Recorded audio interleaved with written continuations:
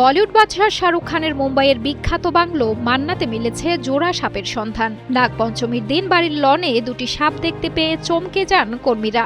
এরপর খবর পেয়ে ঘটনাস্থলে ছুটে আসে সাপ উদ্ধারকারী দল। শাহরুখের মতো জনপ্রিয় তারকার বাড়িতে জোড়া সাপের উপস্থিতির খবর ছড়িয়ে পড়তেই ভক্ত ও সাধারণ মানুষের মধ্যে তৈরি হয় ব্যাপক কৌতূহল।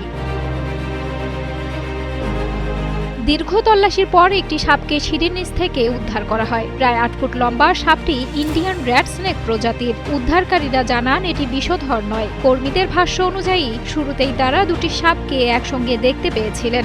একটি সাপ উদ্ধার করা গেলেও দ্বিতীয় সাপটি দ্রুত সেখান থেকে সরে যায়। রাত পর্যন্ত তল্লাশি চালানো হলেও দ্বিতীয় সাপটির কোনো হদিস পাওয়া যায়নি। একমাত্র স্মার্ট সিটি বসুন্ধরা, আধুনিকতায় এক ধাপ এগিয়ে। সমুদ্রমুখী বান্দ্রা এলাকায় অবস্থিত শাহরুখ খানের মান্নাত শুধু একটি বিলাসবহুল বাংলোই নয়, বরং বলিউড প্রেমীদের কাছে এটি একটি পরিচিত আকর্ষণ। প্রতিদিনই ভারতের বিভিন্ন প্রান্ত থেকে আসা ভক্তরা বাংলোটির বাইরে ভিড় করেন প্রিয় তারকাকে এক ঝলক দেখার আশায়। অনেকের কাছে মান্নাত যেন শাহরুখ খানের তারকা খ্যাতিরই এক প্রতীক।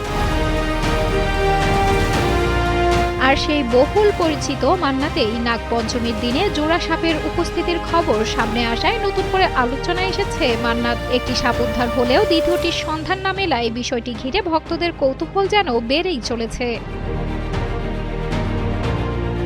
সানজানা সাথী, কালের কণ্ঠ।